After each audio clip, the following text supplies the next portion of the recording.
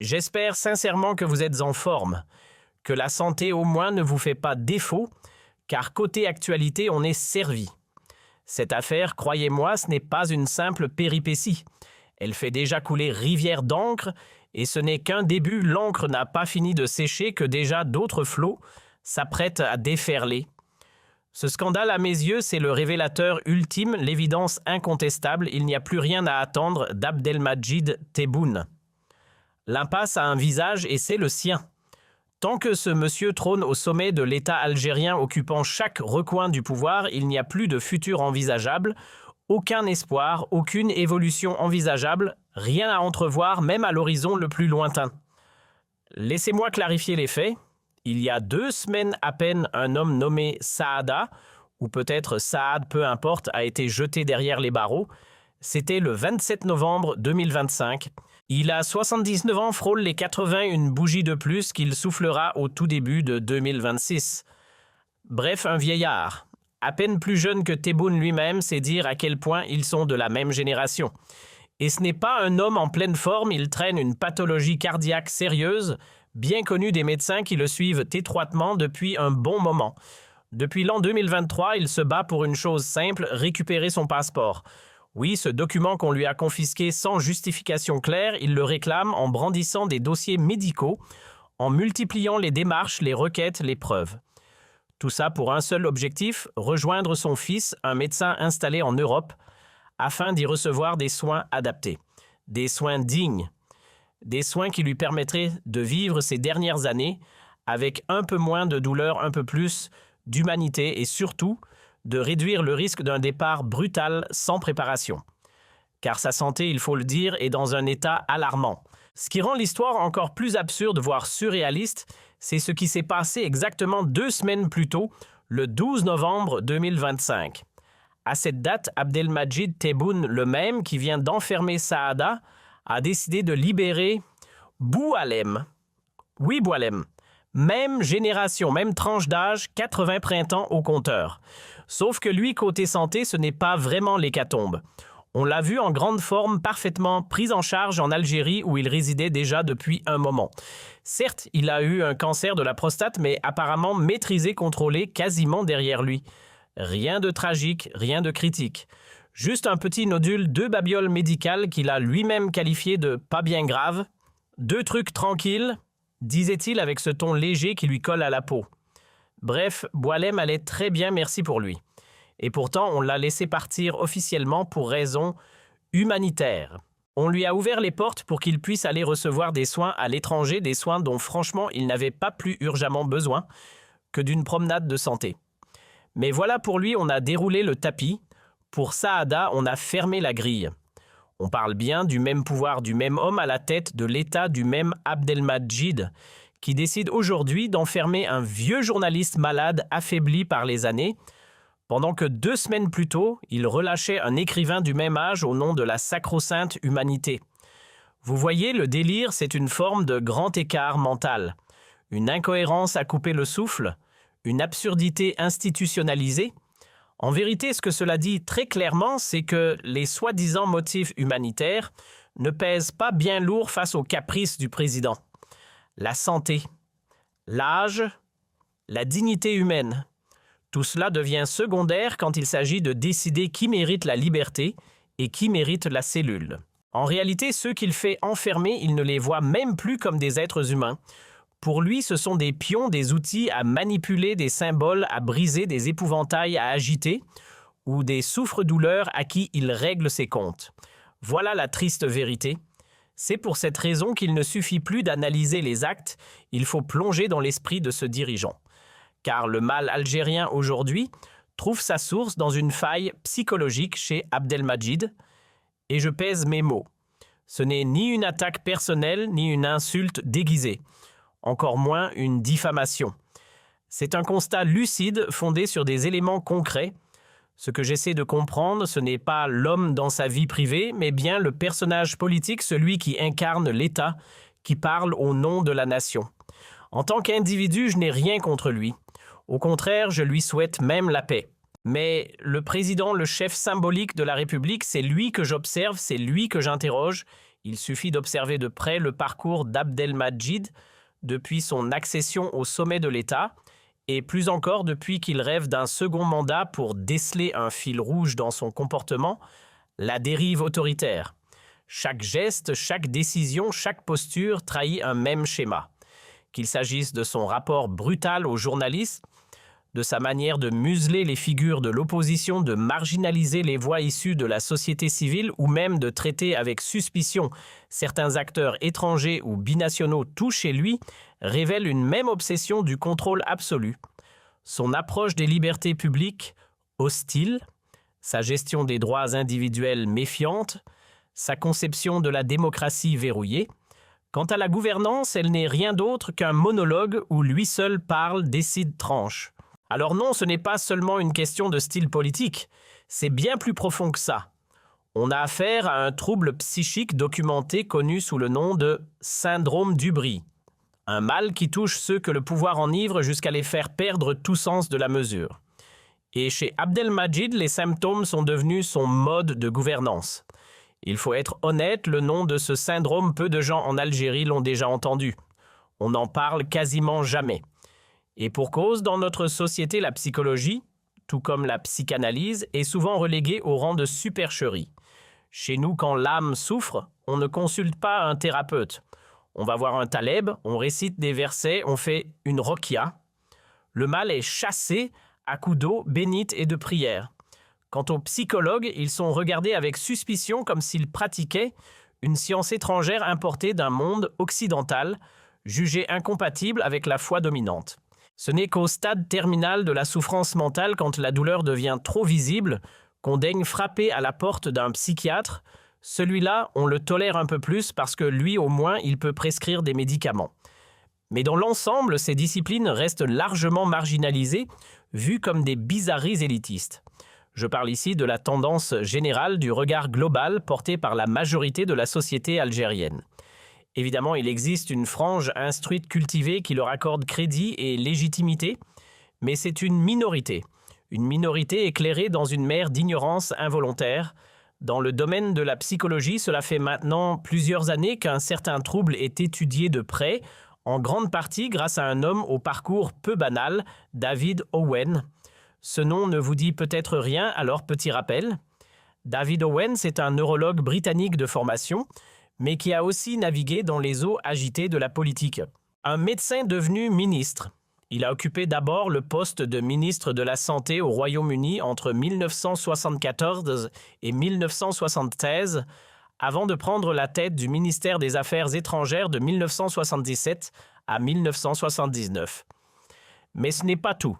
Ne se reconnaissant ni dans les conservateurs ni dans les travaillistes, il a cofondé un parti centriste britannique baptisé SDP, le Social Democratic Party, dans l'espoir de bousculer un paysage politique dominé comme aux États-Unis par un duel sans fin entre deux géants. À Westminster, il est même allé siéger en tant que parlementaire, une sorte de sénateur version britannique. Là-bas, ils appellent ça la Chambre des Lords, un équivalent, disons, du Conseil de la Nation, pour nous autres, en Algérie. Fort de son double parcours, à la fois médecin et homme d'État. David Owen, qui a passé les années 70 à côtoyer l'élite politique internationale, a fini par poser un diagnostic étonnant mais terriblement pertinent. Il a mis en lumière un trouble psychologique bien particulier, une pathologie qui guette les puissants. Son nom, le syndrome d'Ubris. Ce mot vous semble étrange? C'est normal, il vient du grec ancien.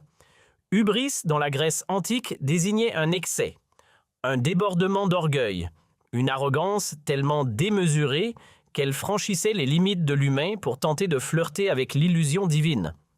À cette époque, on ne parlait pas encore de psychologie moderne, mais on savait déjà reconnaître les comportements dangereux. Ceux qui osaient se croire au-dessus des lois des mortels qui défiaient les dieux, ou se prenaient pour eux, étaient frappés d'ubris, une faute morale majeure. Et la mythologie n'était pas tendre avec ce type de délire. Elle prévoyait même une punition céleste, car dans le panthéon grec vivait une déesse nommée Némésis, incarnation de la justice implacable et de la vengeance divine. C'était elle qui s'assurait que ceux qui dépassaient les bornes finissent, écrasés par leur propre folie. L'hubris à la fin mène toujours à la chute. David Owen ne s'est pas contenté d'observer les dirigeants, il a mis ses observations sur papier, les a transformées en théories et leur a donné un nom.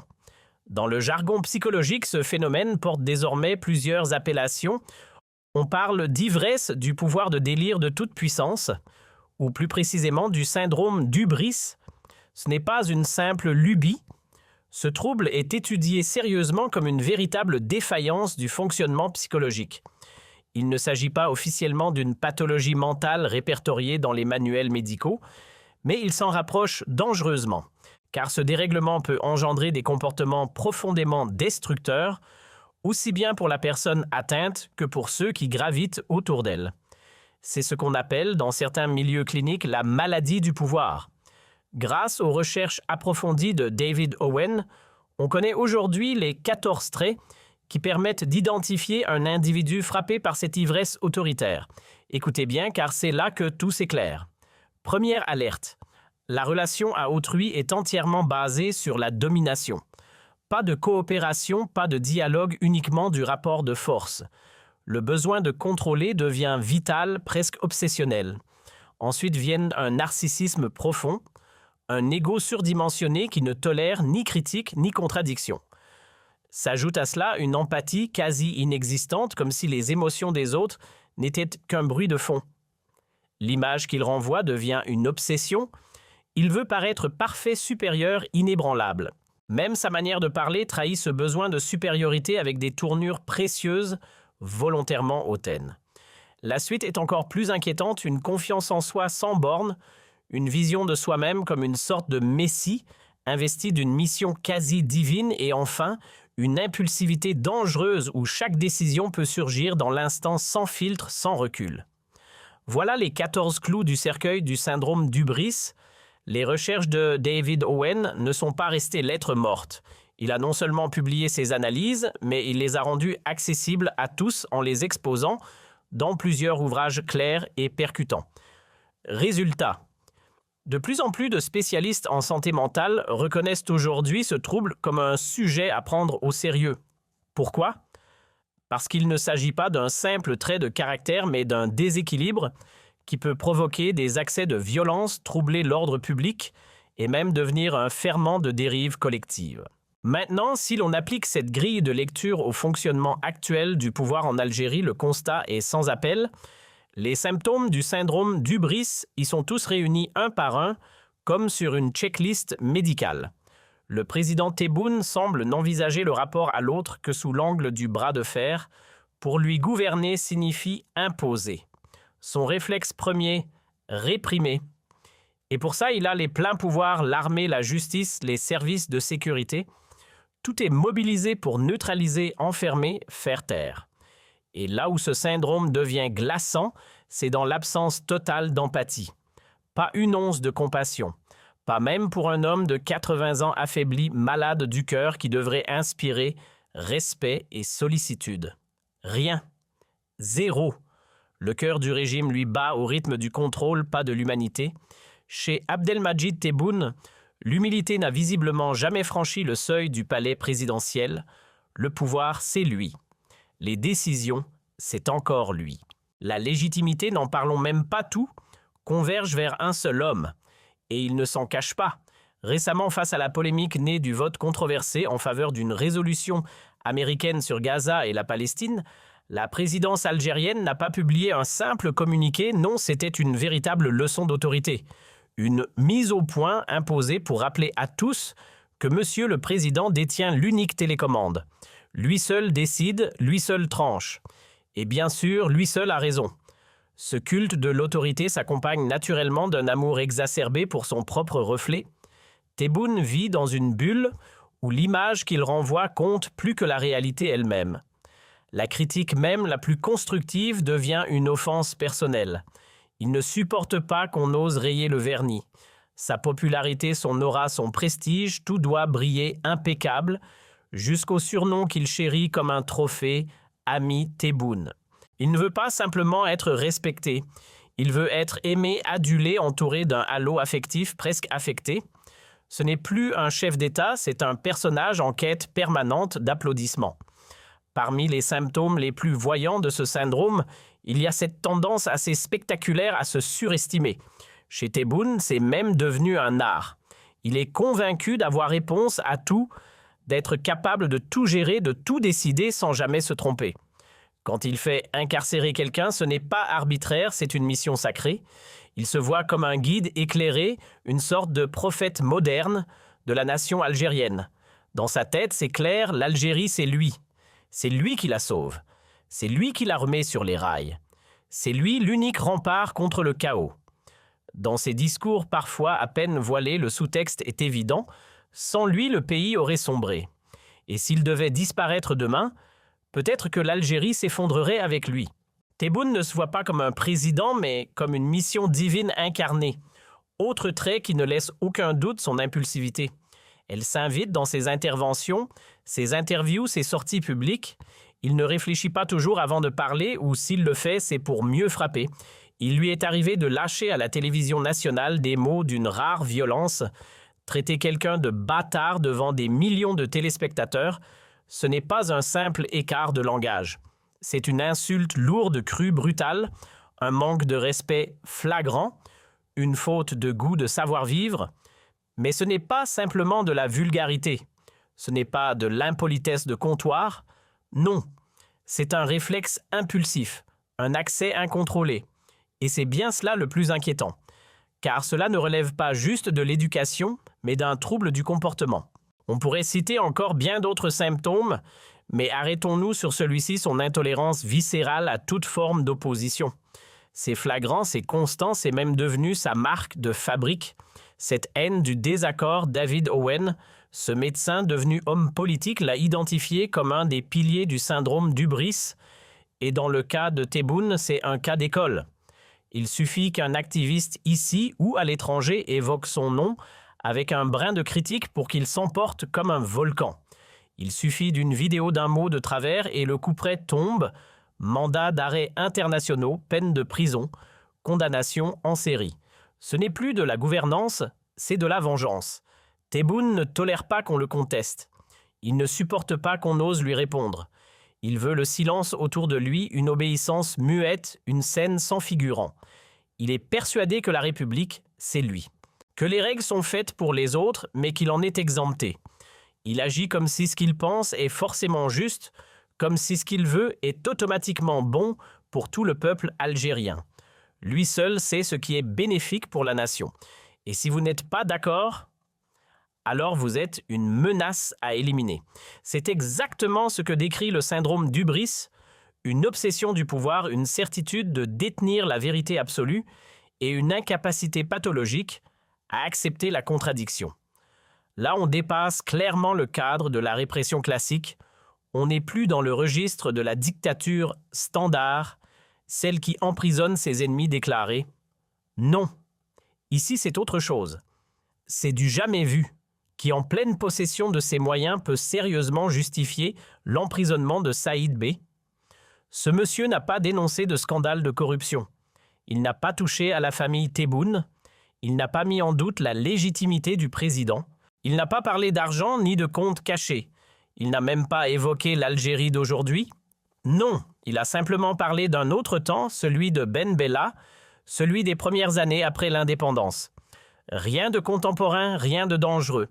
Et pourtant, malgré tout ça, il s'est retrouvé derrière les barreaux. Ce n'est donc pas la peur d'un opposant, ce n'est pas un réflexe de défense politique, ce n'est même pas du contrôle de l'opinion. C'est une dérive mentale. Une obsession du contrôle tellement extrême que même les voix critiques du passé deviennent insupportables. Et c'est là que le syndrome d'hubris devient central. Car pour Tebboune, toute parole qui ne rentre pas dans son récit est une menace. Toute personne qui ose penser autrement, même sur le passé même sans le nommer, mérite d'être punie. On ne parle plus de répression, on parle de psychose de pouvoir. Ce que vit l'Algérie aujourd'hui n'a plus rien à voir avec une simple manière de gouverner. Ce n'est même plus de la politique, c'est de l'ego à l'état pur. Aux yeux de Tebboune, un opposant n'est pas seulement quelqu'un qui critique. Non, on devient adversaire dès qu'on pense autrement, qu'on agit différemment ou qu'on raconte l'histoire du pays avec une perspective qui n'est pas la sienne. Là où un dictateur classique s'agace surtout des divergences sur le présent, lui, il traque même celles qui touchent au passé et à l'avenir. C'est dire à quel point on a basculé dans le psychologique. Et je le dis sans exagérer, il est allé beaucoup trop loin. Pourquoi? Parce qu'on l'a laissé aller trop loin. 5 années entières où personne n'a osé tenir tête. Aucun garde-fou, aucun conseiller pour poser des limites. L'état-major de l'armée nationale populaire sous Saïd Chengriha n'a fait qu'alimenter son délire de toute puissance, le renforçant dans cette impression d'être intouchable. Aujourd'hui, Tebboune évolue dans un univers sans contrepoids. Toutes les institutions ont été domestiquées, l'armée, les services de renseignement, le cercle présidentiel, le gouvernement, les réseaux familiaux, les partis politiques. Tout ce qui devrait représenter la nation finit par se mettre au garde-à-vous devant lui. On ne parle même plus d'un président. Dans sa tête, il est devenu autre chose. Il se regarde comme une figure divine, un être au-dessus des lois, au-dessus des hommes, un dieu autoproclamé. Et voilà, nous y sommes, l'excès sous toutes ses formes. L'homme a basculé. Ce n'est plus du leadership, c'est de la mégalomanie. C'est exactement ce que décrit le syndrome d'hubris. Il ne gouverne plus, il déborde. Il est dans la démesure permanente, dans l'exagération constante. Et ça, ce n'est pas anodin, c'est dangereux. Très dangereux.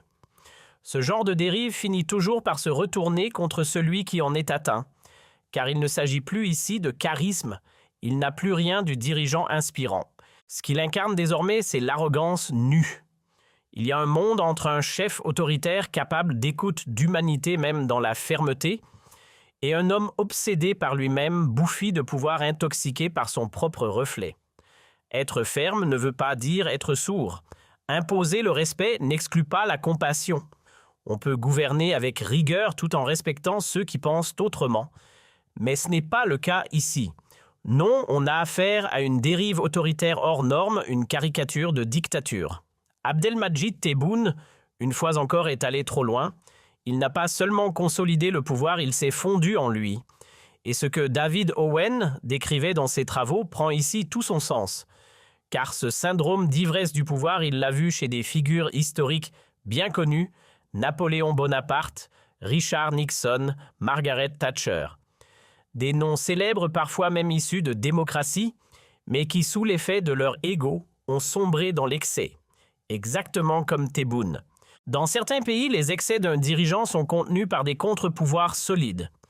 Des parlements indépendants, une presse libre, une justice qui n'est pas inféodée autant de garde-fous qui empêchent qu'un tempérament autoritaire ne fasse chavirer tout un État. Mais quand ces protections disparaissent, l'histoire montre jusqu'où peut aller la dérive. Regardez Napoléon Bonaparte persuadé de son génie sans limite institutionnelle pour le freiner.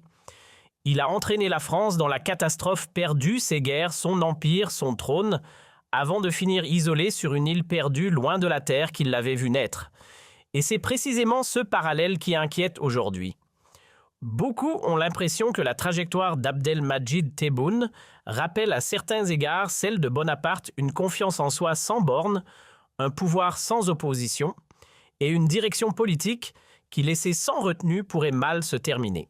D'où cet appel répété à son entourage qu'on le recadre, qu'on l'aide à prendre du recul avant que les conséquences ne soient irréversibles. Car lorsque qu'un régime en vient à emprisonner un vieillard de 80 ans souffrant et vulnérable, on n'est plus dans la simple répression politique.